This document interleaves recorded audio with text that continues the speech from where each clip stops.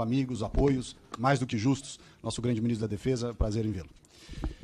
Senhor ministro, com a experiência dos 2 anos e meio com que estive à frente do Ministério do Meio Ambiente e convivi, né, com todas essas operações, situações e questões do governo por dentro, no Executivo, queria fazer algumas ponderações. A primeira, circulou aqui no Parlamento uma informação de que havia um movimento para acabar com a possibilidade de operações de garantia da lei e da ordem por parte das Forças Armadas. E a experiência que eu tive com as GLOs ao longo dos 2 anos e meio do governo, e depois o que acompanhamos depois, eu manifesto aqui a minha concordância. Eu acho que essas operações de garantia da lei e da ordem têm um custo absurdo, uma efetividade baixíssima, né? Eu presenciei as operações de GLO na Amazônia, foi enxugar gelo o tempo inteiro. Eu me lembro de uma das exposições feitas no Comando Militar do Norte, em que era só slide de cuidado com questão odontológica, plantio de árvore, e não tinha uma operação efetiva de troca de tiro com garimpo ilegal, com invasão de local em plena atividade. A única operação efetiva que foi feita a revelia do planejamento do MD, que foi na Terra Munduruku. Nós só chegamos num lugar onde tinha efetivamente operações porque foi feita uma destinação distinta daquela que tinha sido planejada. Senão, mais uma vez, nós iríamos para um lugar vazio, sem ninguém, só para fazer teatro de guerra. E, aliás, esta Operação Munduruku resultou na apreensão do avião da FAB pelos indígenas lá em Jacareacanga, e quem mandou os indígenas para Brasília no avião da FAB para liberar o avião foi o então ministro da Defesa. E não teve, na época, a dignidade de via público a dizer que não tinha sido o Ministério do Meio Ambiente que transportou indígena para Brasília. Foi o ministro da Defesa que fez isso para liberar o avião da FAB que estava apreendido em Jacareacanga pelos indígenas. Então é preciso deixar bem claro isso. Operações que ficavam, leva a tropa para lá, leva a tropa para cá, uma fortuna de avião, de helicóptero, de tanque, de não sei mais o que, caminhão, efetividade zero. Segundo, artigo 142. Mais uma vez, apoio nosso para a mudança desse artigo 142. Tanto se falou na história de papel moderador, atuação, etc. Não tem papel moderador nenhum, não foi usado e não deve ser usado. Realmente, melhor remover o artigo 142. Aliás, com relação às GLOs, lembro aqui que quem desempenhou um papel muito importante lá foi a Força Nacional, junto com a Polícia Federal, o IBAMA e o ICMBio. Essas operações, sim, tiveram muita efetividade em solo, mas só quando a Força Nacional entrou nas operações. Terceiro, com relação à politização das Forças Armadas. Embora o discurso seja de despolitização das Forças Armadas, o que nós estamos vendo é uma tucanização das Forças Armadas. E o general Arruda que o diga, quando foi surpreendido pelos discursos e falas que deram ensejo depois ao seu enfraquecimento à frente do Comando do Exército. Terceiro lugar, guerra cibernética. Não tem algo mais falacioso do que essa história de guerra cibernética.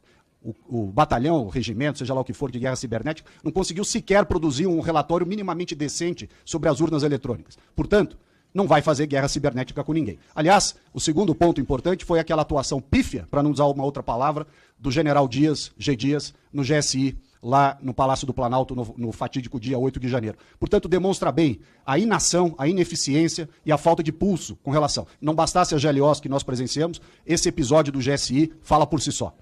Quarto ponto. Essa obsessão com o conteúdo nacional, e aqui, senhor presidente, eu peço vênia, entendi bem a sua colocação, muito pertinente, mas peço vênia para dizer que nós estamos aqui há 40 anos gastando os tubos do dinheiro do contribuinte brasileiro com essa história de submarino nuclear, satélite brasileiro, e nunca chega ao destino. É um enterramento de dinheiro sem fim, com essa obsessão de conteúdo nacional, uma mentalidade da época do Geisel. Não tem o menor sentido isso. Nós temos que acabar com esse negócio, nós estamos enterrando dinheiro que poderia para saúde, educação, transporte, segurança pública, estamos enterrando dinheiro nessas obsessões de submarino nuclear, de satélite, coisa que o vale. E digo isso com experiência própria de várias outras. Eu fui visitar lá o local do submarino nuclear, fui à base de Alcântara, fui em várias operações, vários lugares. E digo mais, me lembro aqui durante o governo passado que se encerrou, vários membros do governo, e pessoas de fora também, quiseram comprar um fuzil da Imbel, 1 ano para entregar um fuzil. 1 ano. Então, quando eu vejo essas apresentações de empresa nacional de defesa, isso é uma piada. A empresa não consegue fazer um fuzil em 1 ano para entregar para as pessoas que queriam comprar.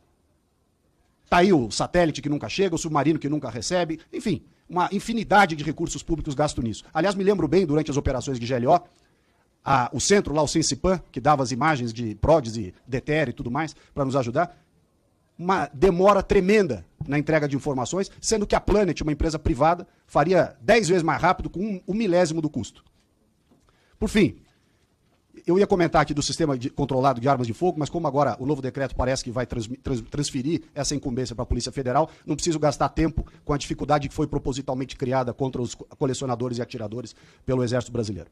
Com relação ao orçamento, para terminar, ao contrário do que se pleiteia aqui, se pleiteia em todos os lugares que a gente vê, eu participei do recurso que foi repatriado do Brasil, da corrupção da Petrobras, e que boa parte ficou com o Ministério da Defesa, sobretudo com o Exército, que era para gastar na defesa da Amazônia, no combate ao garimpo ilegal, ao desmatamento ilegal e tudo mais, e serviu para engordar o caixa do Ministério da Defesa, que aliás é um caixa sem fundo. 124 bilhões de reais, se o número não está desatualizado aqui. Eu me lembro que, apesar desse caixa de 124 bilhões de reais, o Ministério da Defesa teve a pachorra de cobrar do Ministério do Meio Ambiente, cujo orçamento é 3 bilhões. 3. 40 vezes menos do que o Ministério da Defesa. Um sobrevoo de helicóptero Black Hawk, que foi usado lá em Santa Maria, quando foi feitas as operações de meio ambiente lá no Rio Grande do Sul. 1.200.000 reais de sobrevoo de helicóptero. É o fim da picada. Um orçamento que já é gigantesco, que gasta uma fortuna de pessoal. Nós vemos os números estratosféricos que são apresentados aqui, e peço o vênia ao general Tomás para citar o caso que foi colocado na imprensa, de 770 mil reais de indenização ao general Tomás, quando passou da ativa para a reserva. Essa tem sido a finalidade do dinheiro do contribuinte brasileiro. As operações de abate de aeronave, de tráfico de drogas, de combate ao tráfico de drogas nos rios da Amazônia, de fronteira com Bolívia, com Colômbia, com tudo isso. Zero de efetividade. Zero. Quando você vê a quantidade de operações que foi divulgada, 698 operações, eu pergunto, quantos aviões nós abatemos? Quantas operações de conflito houve com os traficantes? Isso sim, nós estamos gastando dinheiro com inimigos fictícios. O míssil de não sei aonde, a bateria antiaérea, para guerrear com quem? Com a Argentina, que não tem nem doce de leite mais. Para quê? O inimigo fictício, a gente fica gastando fortunas do contribuinte brasileiro, com essa obsessão de míssil balístico. Míssil balístico para quê? Se nem na fronteira, para a lei do abate, a gente usa o armamento que tem. O Brasil tem a fronteira mais peneira, vazia que nós temos. Ninguém quer ir para o confronto. É só desculpa para não ir no pau.